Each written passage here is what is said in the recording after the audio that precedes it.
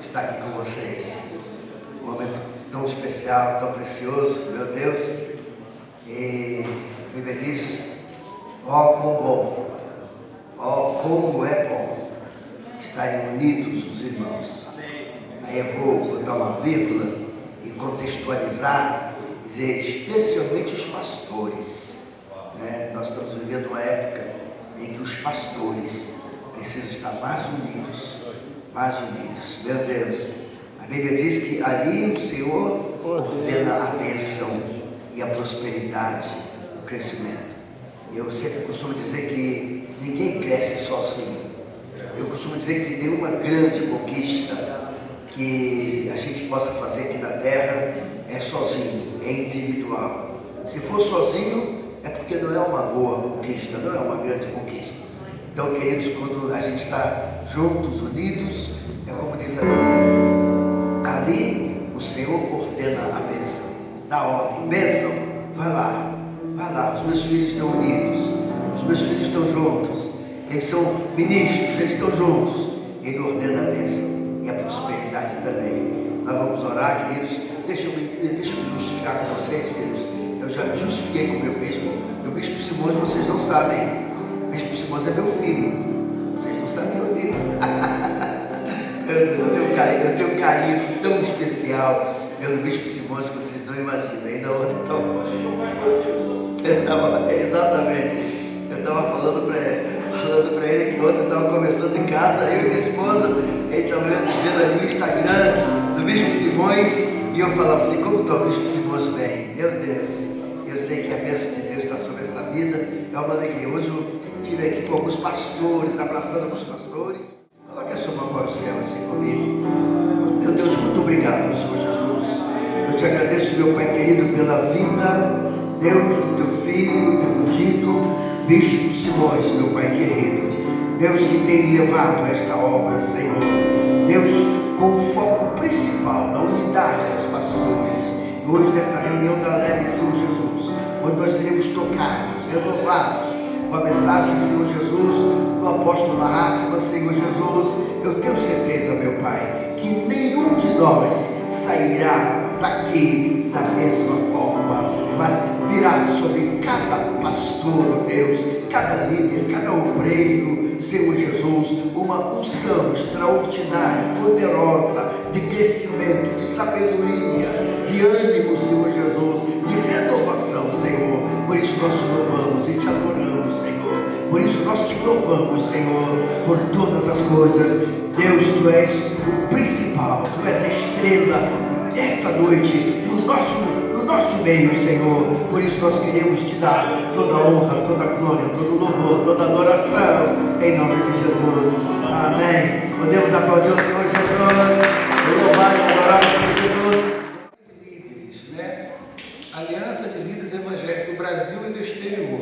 O que é? É um grupo de pastores que se reúnem mensalmente 9 meses por ano. A gente não faz reunião nem em janeiro, né? E não fazemos nem em dezembro. Natal, em janeiro fazemos porque é porque os pastores tiram férias. Dezembro, Natal, e novembro é o nosso Congresso Nacional. Então são 9 reuniões. O que a LEB faz? A LEB trabalha com aqueles pastores independentes. Que pastores são esses?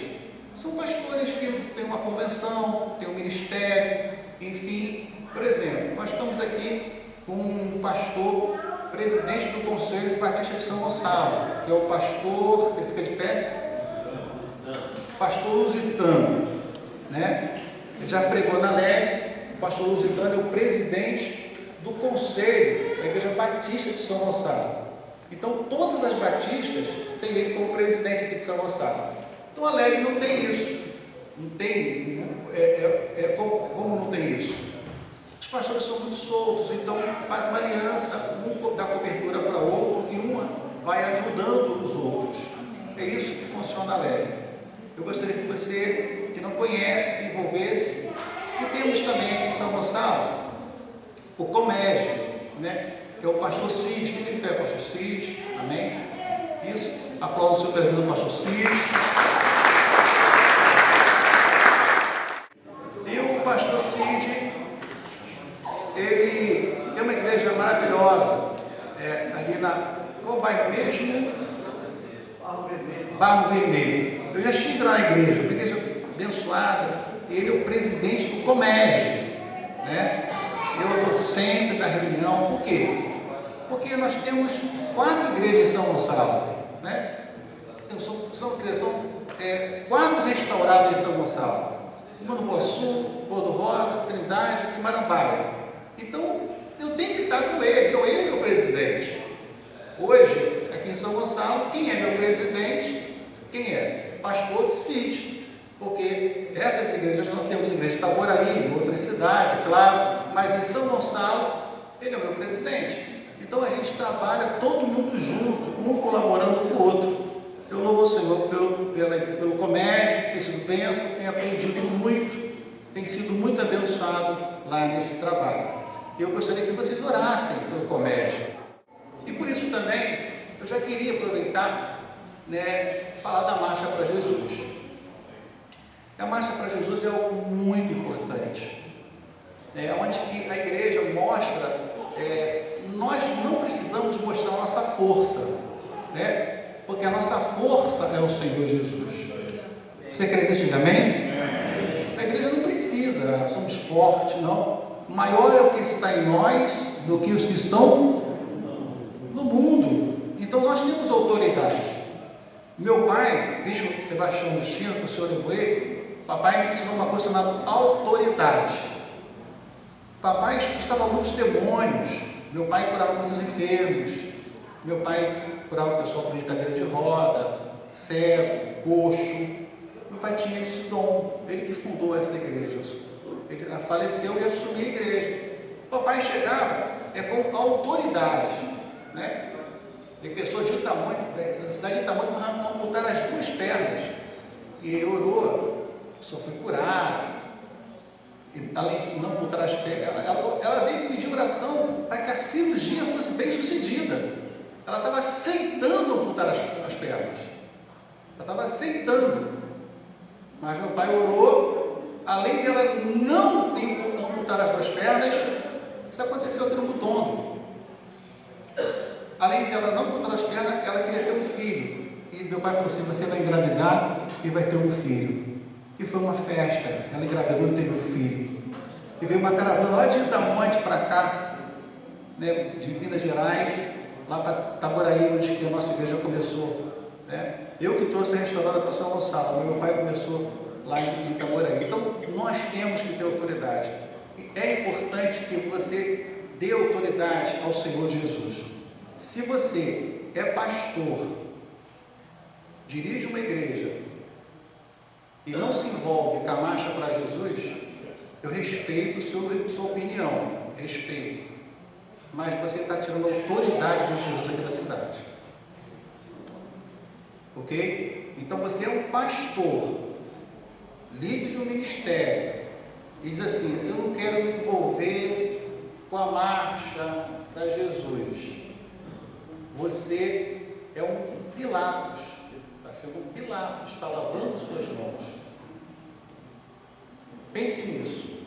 Ah, bispo, eu não quero levar minha igreja. Tá bom, mas pastor, vai, leva um grupo. Eu gostaria que 2 pessoas levantassem aqui, por favor, a faixa ali. Pastor, não é pastor, levanta aquelas faixas ali. Alguém tem ali também à direita ali, por favor. Eu queria chamar o pastor Samuel Brito para cá, falar sobre a Marcha para Jesus. E, irmãos, eu não faço parte da comissão da marcha, tá? Não faço parte. Bispo Simões para parte da comissão, tal, não. Eu sou o pastor, Alegre está aqui para somar. E eu queria pedir você que ore, divulgue na sua igreja. Poxa, bispo, eu não vou levar todo mundo, não vou levar todo mundo. Se 100 pastores levarem 10 pessoas, quantas pessoas vão ter na marcha? 1000. 100 pastores. Imagina se 400 levarem 15 pessoas. Quantos nós vamos ter na marcha? Não precisa. Agora, o pastor que vai para a marcha, Geralmente ele pega a Bíblia dele e vai para a marcha. Quem está indo para a marcha não é a tua igreja, é o pastor. Vocês sobem no púlpito para pregar a palavra, vocês pregam a verdade, vocês ministram a verdade. Quem está indo é o pastorzinho lá com a biblinha dele, né? Andando lá, não é isso? É isso aí, é o pastor, não é a tua igreja. Mas se você puder levar 400 pastores, levar 15 pessoas para a marcha para Jesus, olha o movimento que nós vamos lançar, olha o soco que nós vamos dar na cara do diabo, olha a posição que nós vamos tomar. Vamos dizer que São Gonçalo tem igrejas evangélicas, são homens de Deus, e somos unidos. Eu quero que você entenda isso. Quem entendeu, diga amém? Amém. Pastor Samuel Brito, presidente da Marcha para Jesus, você quer aplaudir o senhor com alegria, amém? Graças a Deus, queridos, que prazer estarmos juntos nessa noite, rever o apóstolo Marrado, alguns anos sem vê-lo. Queridos, Marcha para Jesus, dia 8 de julho, saída 14 horas, em frente ao INSS. Vamos até em frente ao Laborão, onde estará sendo montado um palco, e vamos receber cantores, grandes líderes, apóstolos, bispos, pastores. Isso no dia 8 de julho. Marque nessa, ore por esse dia, para que Deus nos dê um dia lindo, para que São Gonçalo veja que pertence a Jesus, né? O povo de São Gonçalo. Nós já temos confirmados a presença no dia 8 de... Quem vai ser o preletor é o pastor Cláudio Duarte, presidente do Comércio. Vai estar presente o pastor Paulo Lima também, que vai falar, pastor Leandro Silva, vão estar trazendo palavras para abençoar o povo. Temos também o pastor Eliel do Carmo, da Melodia, ele vai estar presente no dia 8, e a Melodia está abençoando a Marcha para Jesus, já começou a anunciar desde agora.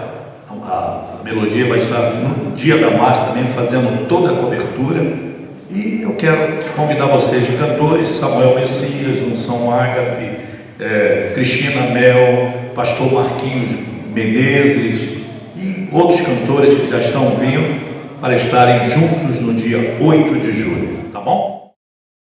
Eu quero pedir aos pastores, do fundo do meu coração, pastor, fala da sua igreja da marcha lá, conversa, bate um papo, pega o ouvido lá com os líderes. A melhor coisa que tem é conversar com líderes de departamento, que eles fazem a cabeça dos outros. E distribua por isso. Então, vamos fazer uma grande marcha para Jesus, São Gonçalo, tá bom? Quem entendeu, diga amém? Queridos, a LEB, ela tem pastores em muitos países, tem pastores em muitos estados, quase todos os estados do Brasil nós temos um pastor da LEB, e muitas cidades. A Verônica Blender foi para Portugal, e o André Chalite, ele é o nosso representante em Portugal. Então, a gente já fez a ponte dela com o André Chalite lá em Portugal. Então, o que a LEB faz? A LEB não paga conta, não paga despesa, não faz isso, a LEB faz relacionamentos. Se você falar assim, bispo, qual o cadastro de pastores que você tem? Eu vou falar para você, eu tenho 2.800 cadastros de pastores. Então, o que acontece? A gente trabalha em conjunto o reino de Deus. A LEB, ela não é municipal nem estadual, ela é de relacionamentos. Só nos Estados Unidos nós temos 12 pastores nos Estados Unidos. Então, quando você entra para a LEB, como ela começou aqui, se reúne aqui, mas tem representantes que a gente vai colocar você, né, interligado. Eu estive em Brasília agora na posse do Roberto Monteiro, e lá em Brasília a gente conseguiu fazer um trabalho para trabalhar com o Roberto aqui no estado com muitos pastores, né? Inclusive um representante do Roberto aqui está aí, tá? O pastor Paulo, né? Ele foi pastor da Igreja Universal de Alcântara, não é isso? Ele presidiu a Igreja Universal de Alcântara. Eu queria dizer para você que é muito importante a gente fazer essa aliança. Você precisa, a gente pode somar, a gente pode ajudar. Isso é muito importante. Nós precisamos um do outro. E isso é reino de Deus. Quem entendeu, diga amém? E ela falou assim, bispo, eu preciso fazer relacionamento lá. Eu passei o contato do André e eles estão fazendo um trabalho juntos lá em Portugal, que ela fica lá, através de quem? Da LEB. E assim acontece. Então, você não precisa pagar mensalidade na LEB, você não precisa, mais relacionamento, né? Estarmos juntos, vale a pena você fazer isso é muito importante para nós, tá bom? Eu queria chamar aqui rapidamente o pastor apóstolo Kleber, ele, ali do Rocha, ele faz um trabalho excelente, irmãos, ele vai ser breve, né? E eu vi as fotos, trabalho social, e é muito importante quando a gente entra nessa parte social, a gente mexe com essa parte social, porque um dos princípios, né, apóstolo? Eu tive fome, me deste de comer, tive sede, me deste beber, tive nu, me vestiste, né? Quando fizeste isso? A um desses dois pequeninos. Cumprimento os irmãos com a paz do Senhor, amém? Sou o apóstolo Kleber Batista, do Centro de Recuperação Resgatando Vida Masculino, e agora um bebezinho de 1 ano que já nasceu, com 10 internas lá, o Rosa de Saron. Eu quero deixar alguns versículos bíblicos aqui rapidamente. Então, estão conosco aí alguns amigos, meu irmão missionário Azéia, missionária Cristina, a levita Carla Evelyn, está conosco também o levita Edson e o levita também o Sidney Magno. Glória a Deus. Eu quero deixar uma palavra aqui em Tiago 2, versículo 14. A fé sem a obra para nada aproveita. Meus irmãos, que aproveita se alguém disser que tem fé e não tiver as obras? Porventura a fé desse pode salvá-lo? E se o irmão ou a irmã estiverem nus e tiverem falta de mantimento cotidiano, e algum de vós lhe disser, ide em paz, aquietai-vos, fartai-vos, e não derdes as coisas necessárias para o corpo, que proveito virá daí? Assim também a fé, se não tiver as obras, é morta em si mesma. Para quem não sabe, a gente trabalha há 17 anos com o Centro de Recuperação. Nós trabalhamos com o povo em situação de rua e Cracolândia. Tá, o bispo Fernando ali, que parceirão também, apóstolo Mahatma Lopes. Glória a Deus. O pastor também, pastor Paulo Roberto, que me consagrou apóstolo.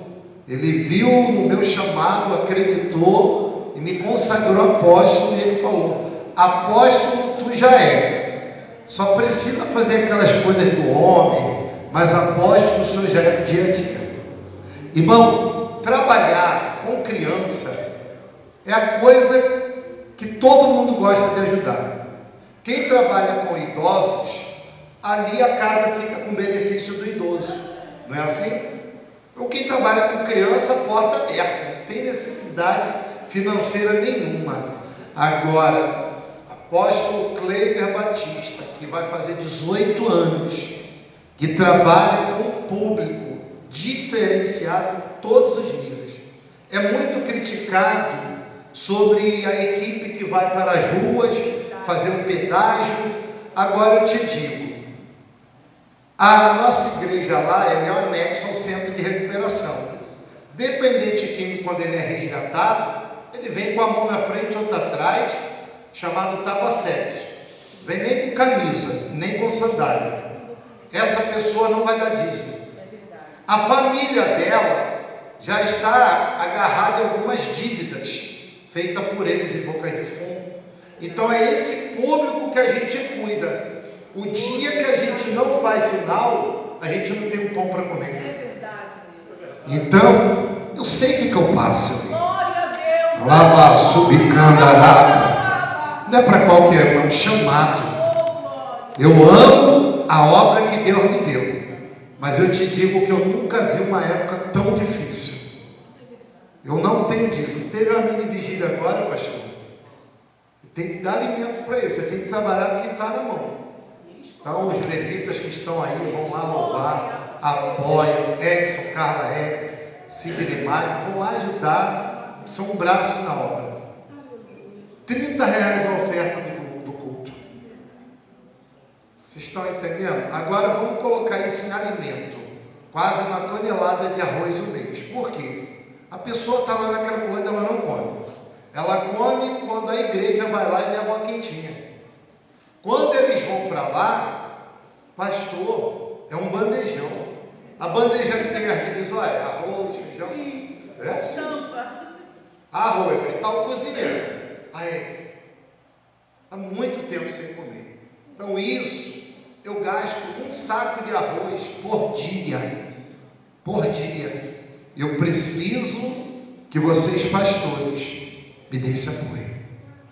Faça campanha na igreja de vocês de alimento, liga. Aí agora, para piorar a situação, o nosso único carro sofreu um acidente. Estamos 6 meses sem carro.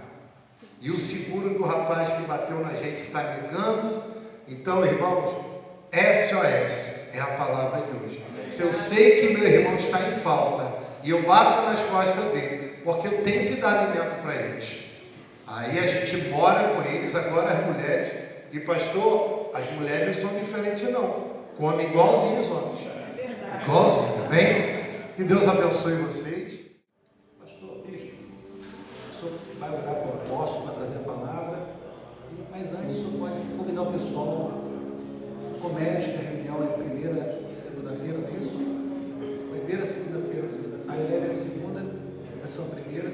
Faça o seu convite e após meu amigo, o apóstolo Mahatma, tem uma igreja incrível. Eu tive o privilégio de conhecer a igreja, no colégio, a estrutura, algo tremendo. Parabéns. Deus tem honrado esse homem de maneira tremenda. Eu tenho certeza que vamos ser impactados hoje. Aí, pastor, posso ficar à vontade? Shalom, queridos, graça e paz.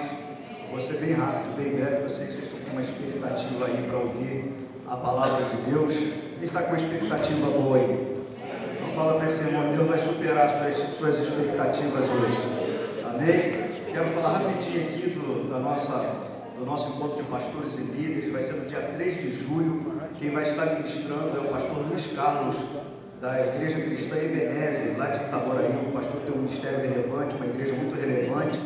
Vai estar trazendo a palavra para a gente lá, ok? E quero aqui também ressaltar algo importante. O apóstolo Mahatma, ele esteve na conferência de aniversário da nossa igreja, foi em maio, e Deus usou ele poderosamente lá na palavra, e usou também uma palavra profética para a minha vida e para a vida da minha esposa, a Bispa Rose, dizendo que nós iríamos para Israel. Ele liberou a palavra profética e em fevereiro, 16 de fevereiro, nós estávamos indo para Israel. Você pode aplaudir o nome do Senhor nessa noite? Amém? Então se prepare que tem um profeta aqui. Vamos orar por ele. Convido você a ficar de pé nesse momento, estender as mãos para cá. Bota na sua agenda lá, 3 de julho, nosso encontro de pastores e líderes do comércio. Amém? Vamos orar. Pai querido e amado, Deus santo, poderoso, neste momento eu quero te louvar por estarmos aqui reunidos em sua presença. Estamos aqui em unidade, é uma ação coletiva que tem que ser um só propósito. Estamos aqui tudo pelo Rei, pelo reino. E neste momento está aqui o teu servo, Senhor, o teu ungido, que será um instrumento, um recipiente do Senhor para ministrar sua palavra sobre as nossas vidas. Usa-o poderosamente em tuas mãos. Que o Senhor, ó Deus, venha trazer a revelação do teu coração sobre a vida dele, para que nós possamos receber nesta noite, porque cremos que o Senhor tem algo preparado, grande, maravilhoso, e será um tempo muito precioso através da palavra, de qualidade. Nos abençoe através da sua palavra, no nome do Senhor Jesus. Amém? Deus abençoe, apóstolo. Paz, queridos, boa noite a todos.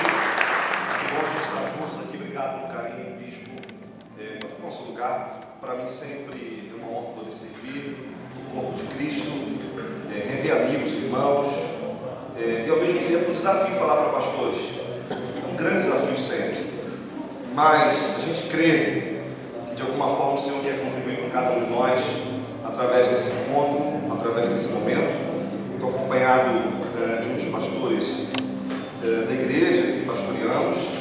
Ele inclusive é pastor aqui na nossa extensão muito próximo, Alcântara, já está aí convidado aí para a marcha, né? Já ficou claro que precisa ser parte, né? Não só ele, mas também as igrejas que fazem parte desse ministério.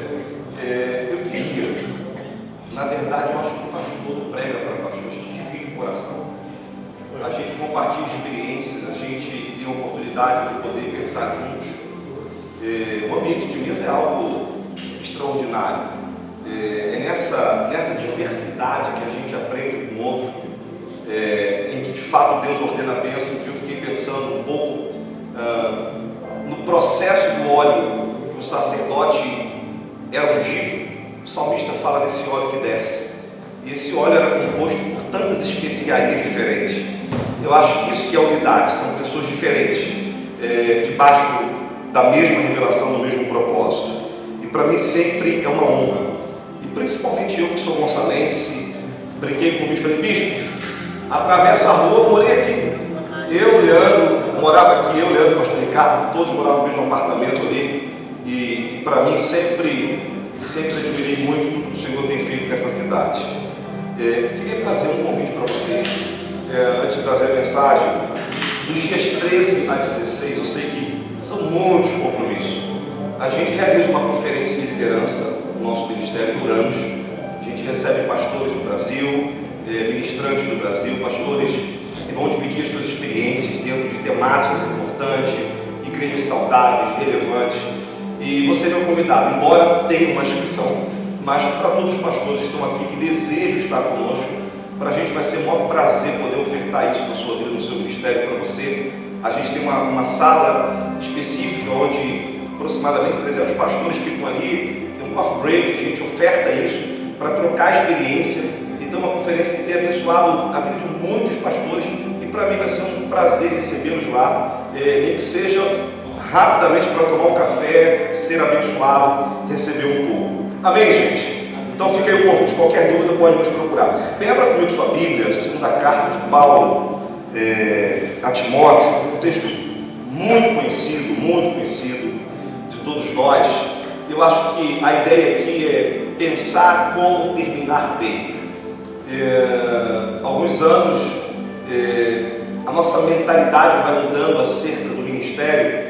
E eu confesso que se eu retornasse aqui há 21 anos de idade, quando iniciei, tive esse encargo de plantar a primeira igreja aqui em São Gonçalo, isso faz 20 anos, o começo era tudo, a gente pensava no começo, era, sabe, aquela ousadia de querer realizar um jovem, e eu acho que todos nós, e aqui eu estou diante de pastores muito experimentados, conselheiros, homens que me inspiram, que de alguma forma abençoaram a minha vida enquanto pastoria aqui em São Gonçalo. Mas a verdade é que no início a gente está inflamado por uma revelação, por uma visão, e eu acho que a gente pensa muito pouco no final. Hoje eu sou membro do GKPN, é um dos, digamos que é um dos grupos de pastores do Brasil que pensa muito na revitalização das igrejas. Então o reverendo Elias Dantas, o Cardeiro Paz e Paulo Mazzoni, outros líderes, juntamente com os membros desse grupo de pastores, tem nos feito pensar muito como que nós podemos servir o corpo de Cristo, como nós podemos de alguma forma pensar no final dessa carreira. Hoje, na nossa caminhada ministrando, a gente percebe que a gente sempre pensa o agora, e a gente não pensa o depois, a gente não pensa a sucessão. A gente percebe que as gerações estão desconectadas.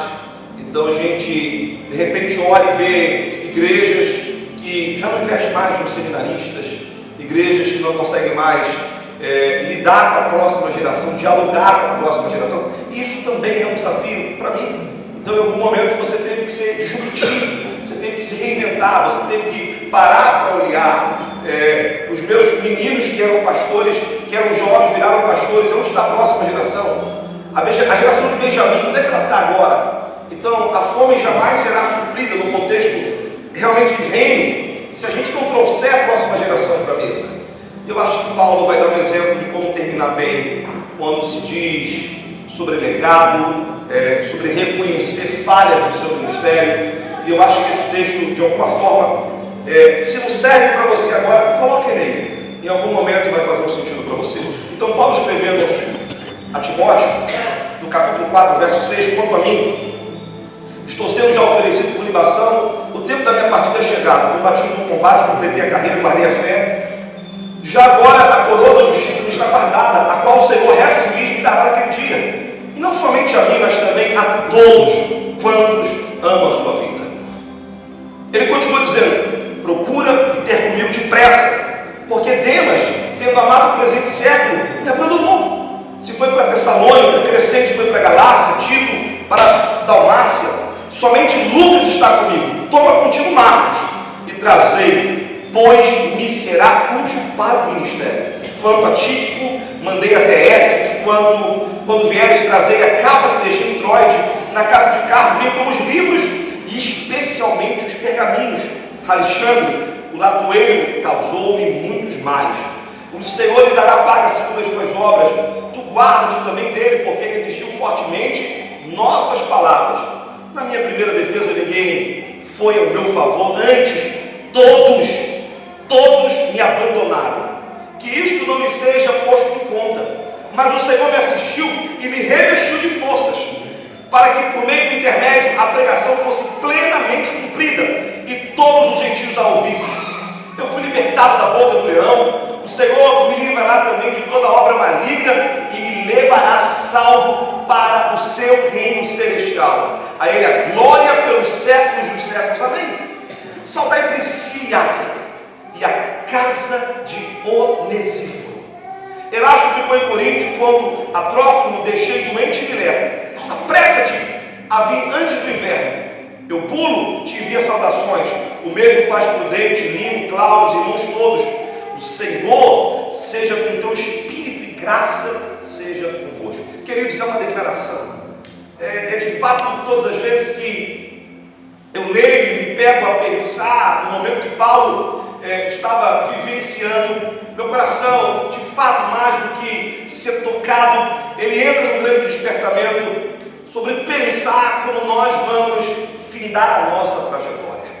Eu acredito que essa é uma verdade que todos nós temos conhecimento, que nós devemos pensar. Terminar bem é melhor do que começar bem.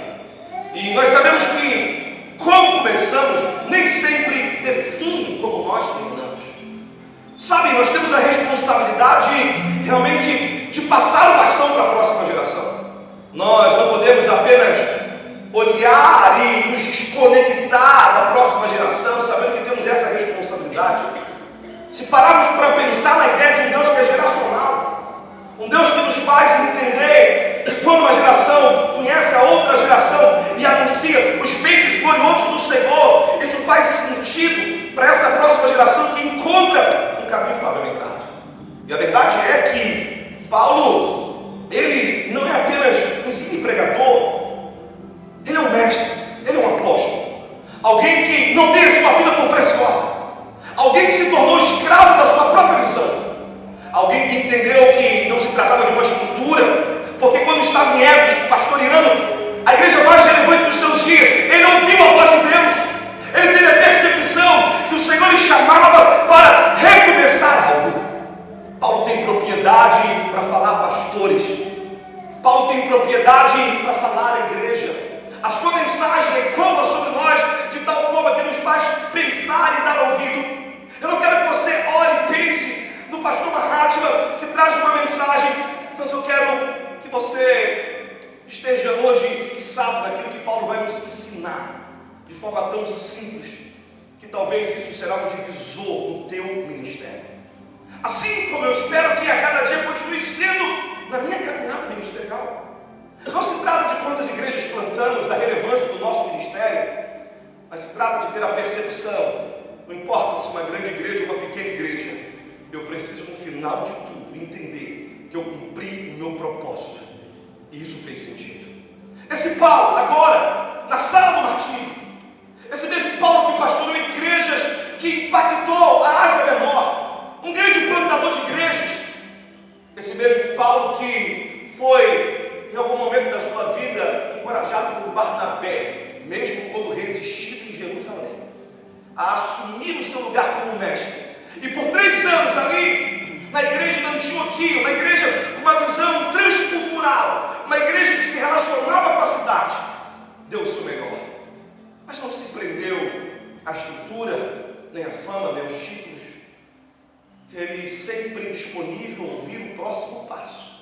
E me parece que agora, depois de declarar o fim da sua carreira, ele lembrou: ainda falta algo. O jogo não acaba até que nós sejamos capazes de transmitir o bastão. E de repente ele sai da aposentadoria, mesmo na sala do martírio, dizendo: epa, embora tenha plena convicção que há algo reservado, porque não é em vão o nosso trabalho no Senhor, querido. Ele disse: não, eu preciso rever algumas coisas. Eu preciso falar das minhas dores, mas eu preciso também, sabe, eu preciso restaurar relacionamentos. E eu preciso que a minha capa esteja aqui, que o meu pergaminho esteja aqui. Eu preciso que os meus livros estejam aqui. Mas mais do que isso, eu preciso que Timóteo esteja aqui. Eu preciso que esse momento final da minha vida, ele continue tendo sentido como o primeiro momento, desde o dia que eu me encontrei com Cristo.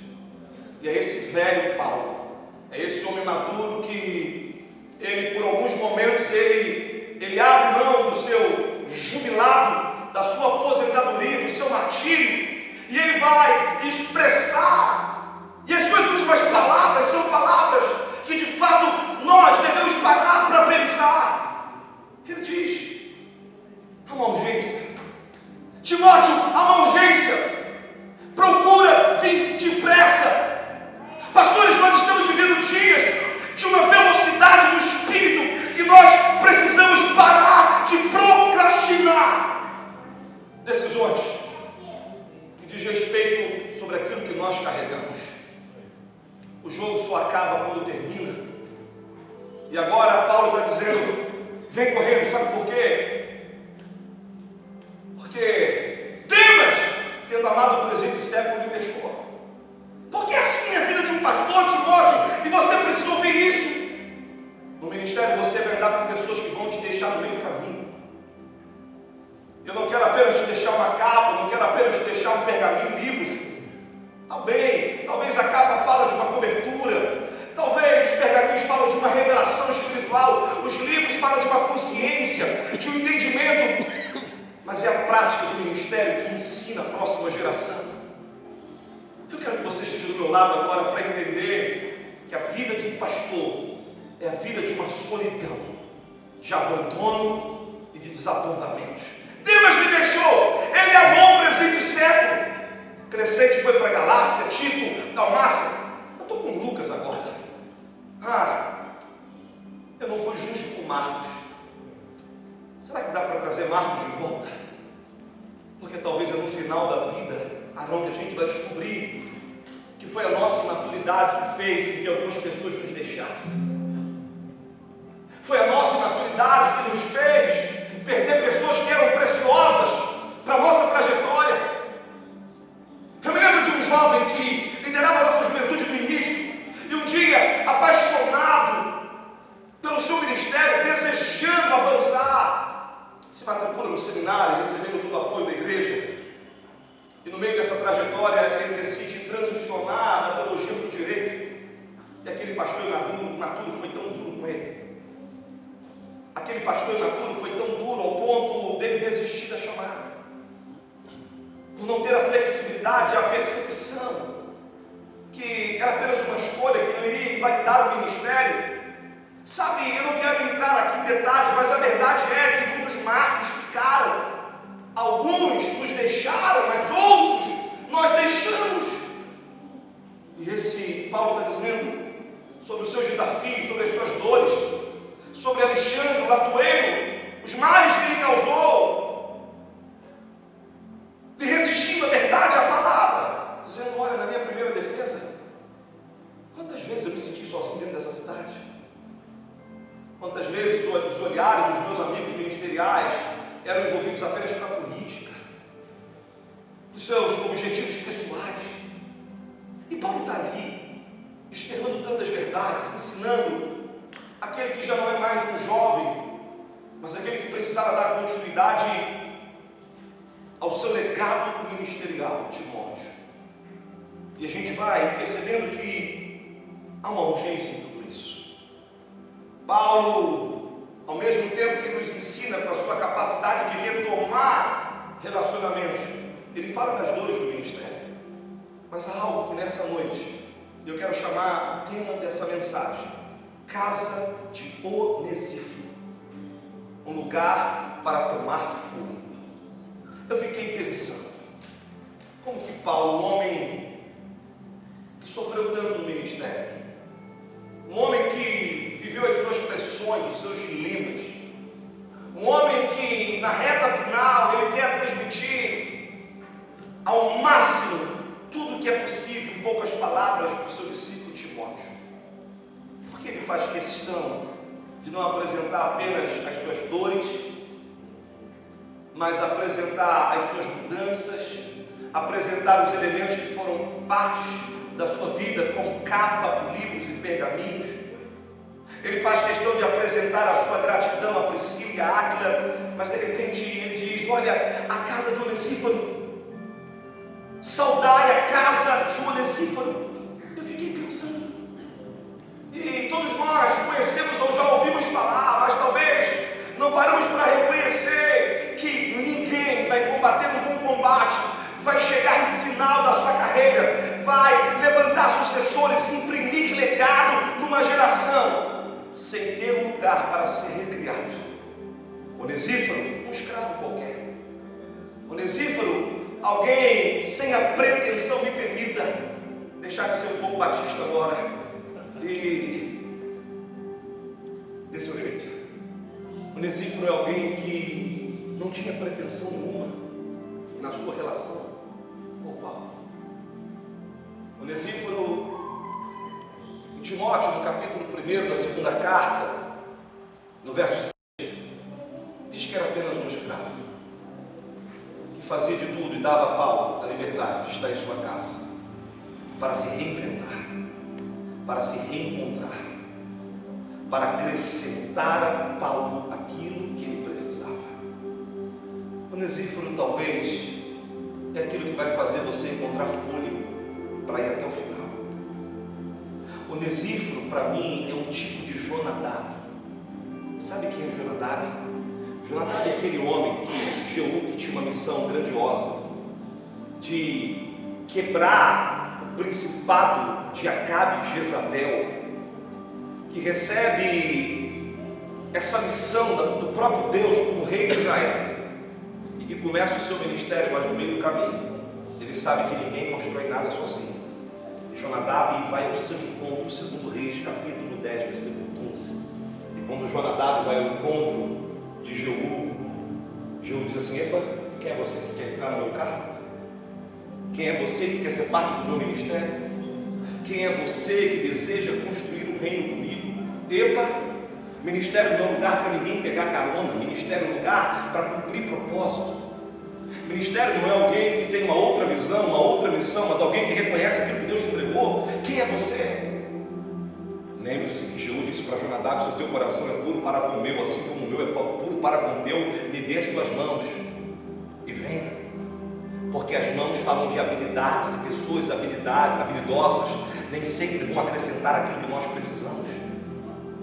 Mas pessoas que têm o nosso coração e têm a capacidade de nos ouvir, de entender aquilo que nós somos.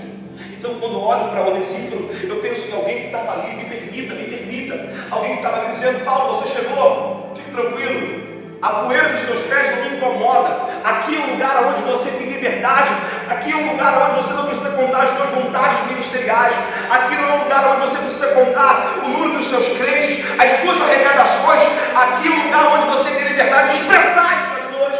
Nenhum pastor vai sobreviver à sala do martírio se durante a tua trajetória não encontrou um lugar onde você se sente livre para ser recriado, onde alguém vai entender o teu coração, onde alguém vai te ouvir sem te criticar, querido, onde alguém vai estar pronto para, sabe, lavar os teus pés, olhar, sabe, a dor da caminhada, a dor de um ministério.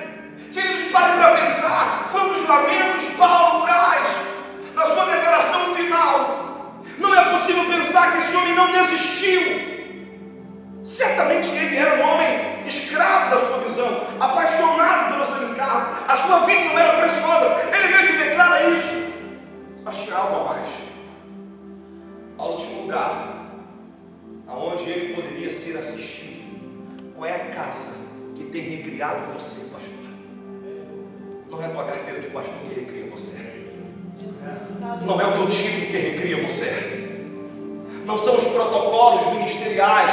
Não são os seus discípulos. Não é o teu próprio conselho de pastor. Não é, sabe, um ambiente onde muitas vezes nós somos tolhidos de chorar, de nos tornar vulneráveis, de abrir o nosso coração, de expressar as nossas dores. E agora Paulo não está formando um Timóteo super-herói. Paulo está dizendo, olha, eu só consegui sobreviver porque Deus encontrou, através de um servo, uma forma de recriar a minha vida. A casa de Onesíforo é um lugar para se tomar fôlego. A casa de Onesíforo, na minha vida, muitas vezes foi a casa daquela irmã de oração. Eu chegava lá e falava, só ora por mim. A casa de Onesíforo são os amigos mais chegados do que irmão, em que você pode dividir as tuas guerras, os desafios da criação dos filhos, as guerras que enfrentamos no matrimônio, que muitas vezes elas estão omitidas na plataforma, porque nós precisamos viver uma vida acima de qualquer suspeita. A casa de Onesíforo é esse lugar onde nós não temos a pretensão de apresentar as nossas boas obras. A casa de Onesíforo é aquela casa onde o próprio Paulo nos afirma e diz que quando ele estava preso, Onesíforo imediatamente foi procurar ter com ele até encontrá-lo, sem nenhuma pretensão de sucessão, sem nenhuma pretensão de querer ter o que Paulo tinha, mas simplesmente de ter um lugar onde a gente pode chorar.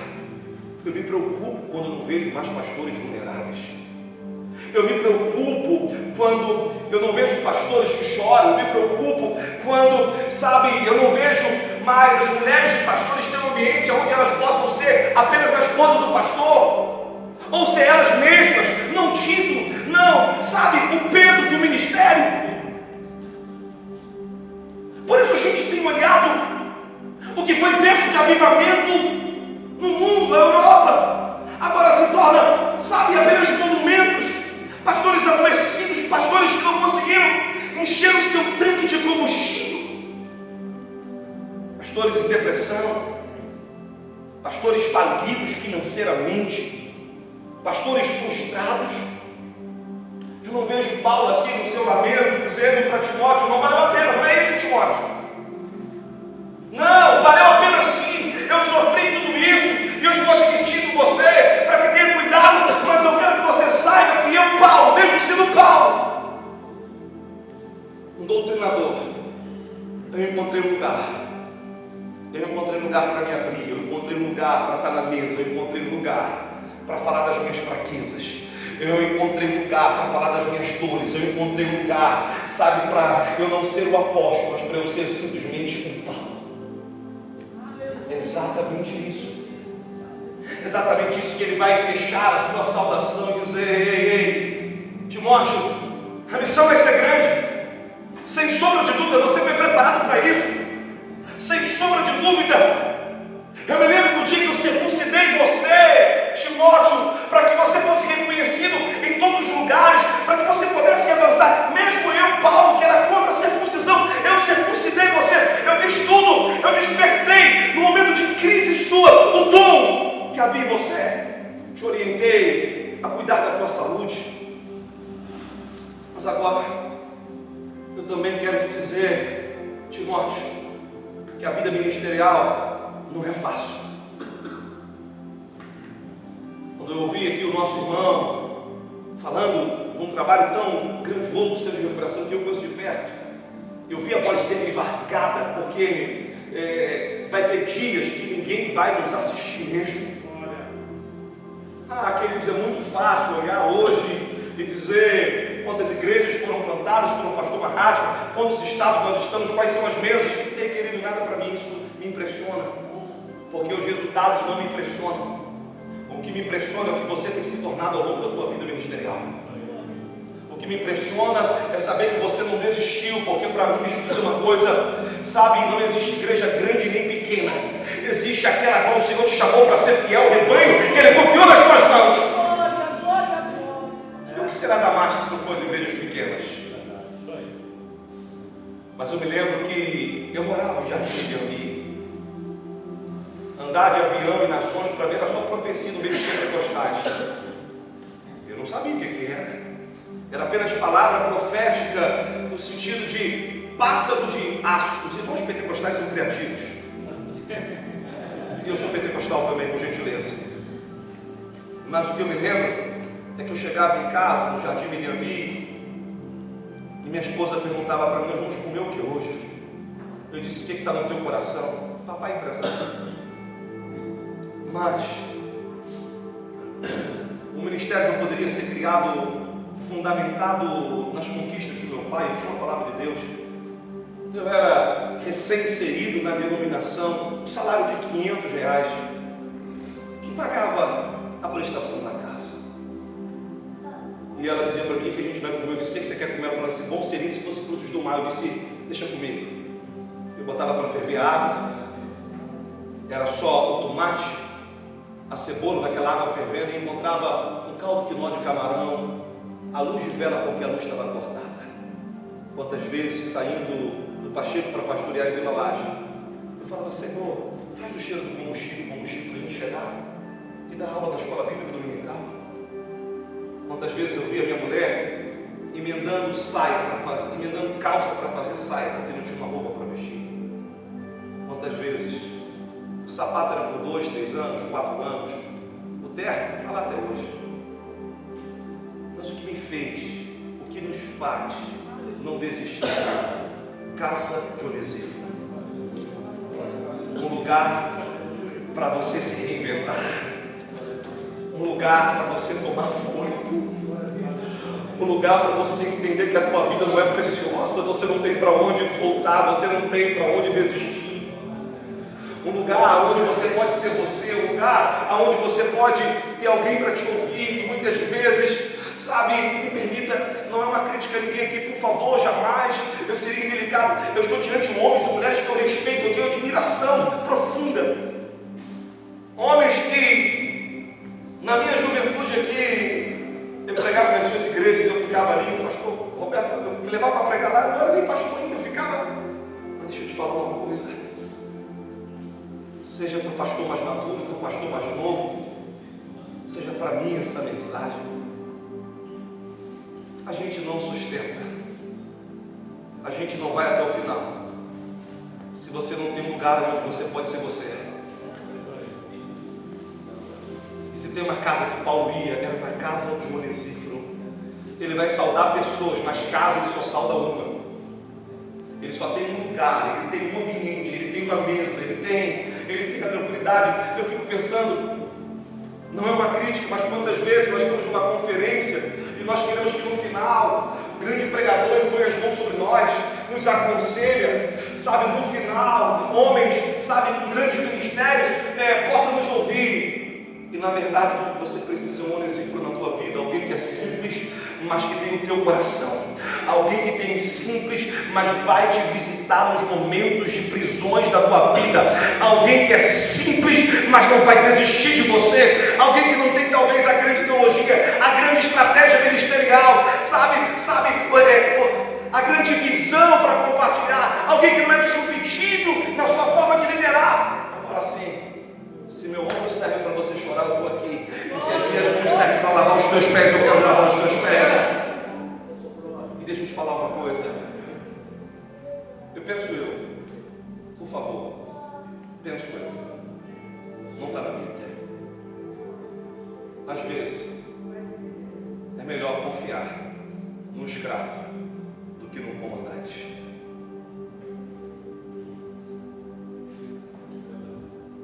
Às vezes é melhor confiar em pessoas que não têm muito o que nos dizer, mas estão prontas para nos ouvir.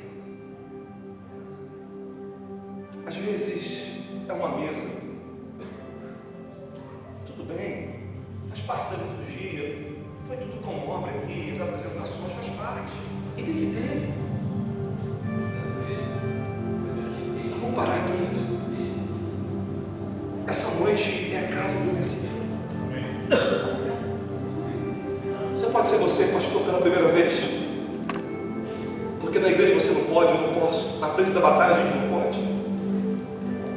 Quantas vezes a gente prega ali e a gente está tomado por incertezas, por crises existenciais, por guerras com os nossos filhos, desafios no próprio matrimônio, pregando sobre vida financeira e a vida financeira arrasada, ou em estações difíceis da vida. E Paulo encontrou esse homem. O nome Onesíforo, aqueles que gostam do original, significa aquele que te acrescenta. Agora eu fico pensando, o escravo não quer nada de você, só quer te acrescentar. É esse tipo de gente que você precisa. É esse tipo de lugar que vai fazer sentido na tua vida. E Paulo, certamente na sua sabedoria, ele não ia apenas entregar a capa para Timóteo. Ele não ia apenas entregar os livros, ele não ia apenas entregar os pergaminhos. Eu fico pensando, meu Deus, que herança, mais do que uma herança, um legado, os pergaminhos de Paulo, a capa de Paulo. Imagina, eu ia ficar com ela, me aquecer os frios do ministério.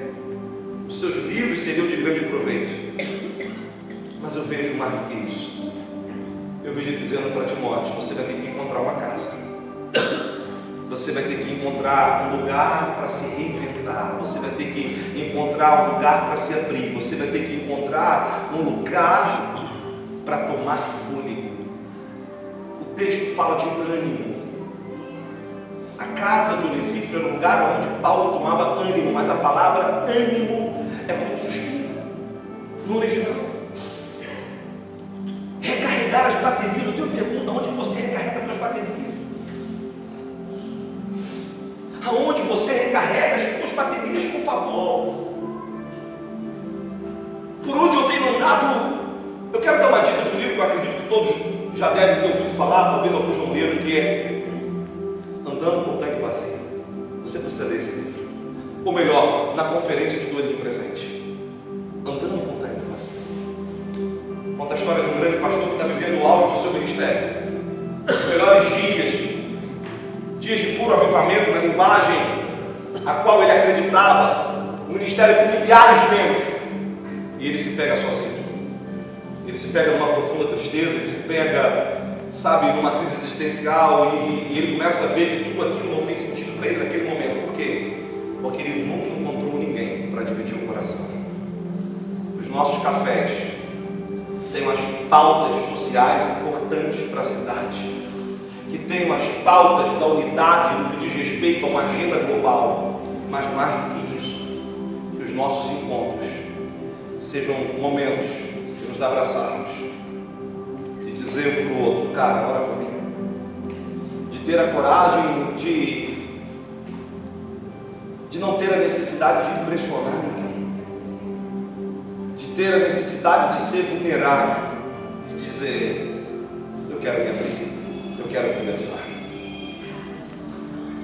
Alguns dias atrás Deus me deu uma palavra. Ele disse para mim, Mahatma, você vai cuidar agora, nesse tempo,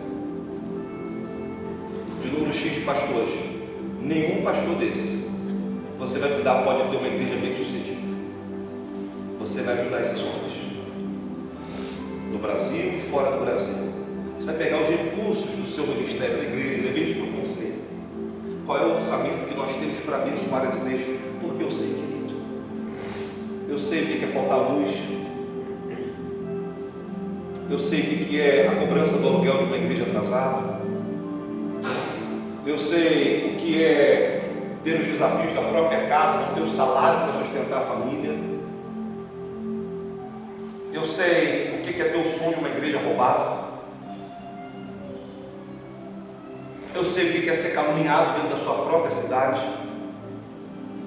eu sei o que é ser abandonado, assim como tudo isso que eu sei que você também sabe. Mas uma coisa eu sei, eu descobri: sem uma casa de Onesíforo, você não combate o bom combate. Que nessa noite eu disse que eu não ia pregar, eu ia dividir.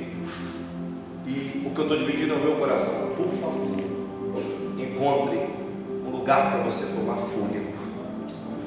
Encontre um ambiente onde, sabe, você compreende que o único motivo que faz essa pessoa se abrir para você e te servir é porque ela quer te dar fôlego para você ir até o final. A minha oração é que Deus coloque pessoas na sua vida que sejam capazes de te impulsionar, te encorajar, de acreditar em você, de dizer não pare. Paulo não para. Eu fico pensando em mim, você faz isso na tua igreja? Paulo chegando no Recife, não, acho que eu vou desistir, Alexandre me deixou. Paulo, você sabe que a tua vida não é preciosa. Não é o que Alexandre fez, não é o que Demas fez que fará você desistir agora. Paulo, olha o que você fez. Por favor, Paulo, deixa eu lavar os seus pés, porque eu sou escravo. E se tem uma coisa que eu sei, é lavar os pés. Deixa eu lavar os seus pés. Deixa eu te renovar. Eu fico pensando, Paulo, obrigado, Recife. Você me deu mais uma palavra. Eu vou avançar. É por isso que na reta final do seu ministério ele fala assim: sauda para mim a casa do Recife. Não tem como lembrar do fim sem entender o suporte que eu tive em toda a caminhada. Que Deus abençoe vocês. Não sei se posso, mas eu queria muito orar por vocês. Eu queria convidar os pastores que estão aqui para vir na frente, para a gente ter esse tempo, para a gente orar. Me perdoa, mas eu não quis me estender na mensagem, porque não é uma mensagem, é apenas um coração, mas fica um convite para você, pastor. A gente está construindo agora algumas suítes, porque a gente está recebendo pastores de fora. Se o final de semana estiver difícil para você, se você quiser tomar um café com a gente, se você quiser bater um papo, ter um momento. Eu não tenho muito para ofertar, mas a minha casa está aberta. Eu tenho aprendido que é isso que nos faz avançar até o final. São pessoas que Deus coloca. Como é bom te ver.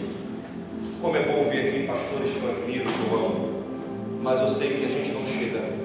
A gente não chega se não tiver um lugar onde a gente possa se reabastecer.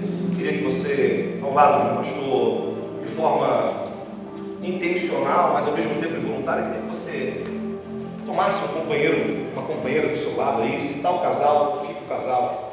Eu não quero ficar sozinho aqui, eu queria que alguém viesse aqui, por favor. Por favor, eu não quero ficar sozinho aqui. Vem mais um companheiro aqui, por favor, não quero ficar sozinho aqui. Pai, a minha oração aqui é para que nesse momento nós possamos pensar numa obra completa, o legado que nós vamos imprimir na próxima geração, numa geração de Timóteo, que temos a responsabilidade, antes de cumprir a nossa carreira, imprimir sobre eles verdades. Deus, nós não queremos deixar que tudo que foi construído se perca ao longo da trajetória. A vida ministerial, ela nunca foi fácil, mas nós sabemos que não é em vão o nosso trabalho no Senhor. Eu sei que o Senhor tem dado a cada um uma graça específica, uma visão, seja ela doutrinária, seja uma visão estratégica. Eu estou diante de homens que o Senhor plantou, o Senhor trouxe ao coração deles uma palavra específica e eles se tornaram escravos dessa palavra. Eles têm trabalhado por essa palavra ao longo da vida deles, eles estão se gastando por isso. Eles sentem dores de parto, como Paulo mesmo expressa, no sentido de gerar, meu Pai, aquilo que o Senhor trouxe. Nossa caminhada ela não é simples. Nós somos feridos pelas nossas próprias decisões, nós somos feridos pela decisão dos outros. Nós somos feridos porque pessoas se apaixonam pela própria igreja e nos traem, outros se apaixonam pelo mundo e nos deixam. Nós somos feridos pela nossa imaturidade. Nós somos feridos pela vida solitária de um pastor. Mas hoje nós estamos aprendendo aqui, ou melhor, estamos relembrando porque sabemos que o Senhor pode preparar uma casa de um discípulo para cada um de nós. Pessoas despretensiosas de nos perguntar quanto arrecadamos, quantas ovelhas. Pessoas despretensiosas de querer encontrar os nossos diplomas na parede. Não é isso, Deus. As pessoas que querem olhar para as feridas dos nossos pés na caminhada e lavar os nossos pés. Pessoas que querem acrescentar sobre nós o teu ouvido. Senhor, eu oro para que haja um renovo sobre cada um dos teus filhos que estão aqui. Senhor, que haja, Senhor, de fato um renovo. Senhor, me permita, não porque o meu irmão disse que fluímos profeticamente, mas me permita, Pai. Me permita nessa hora, Pai, ser um instrumento para que o Senhor traga um renovo especial sobre cada vida. Meu Deus, só o Senhor, de fato, é capaz de entender as guerras que sofremos e que muitas vezes nós estamos como na mão, Pai, aplaudidos no ambiente externo, mas em casa nós estamos completamente frustrados e muitas vezes é preciso uma denúncia espiritual de uma simples serva para que nós possamos ter coragem de mergulhar, de abrir, independente das águas que nós vamos escolher, mas entrar nesse lugar aonde o Senhor não vai abrir mão da gente.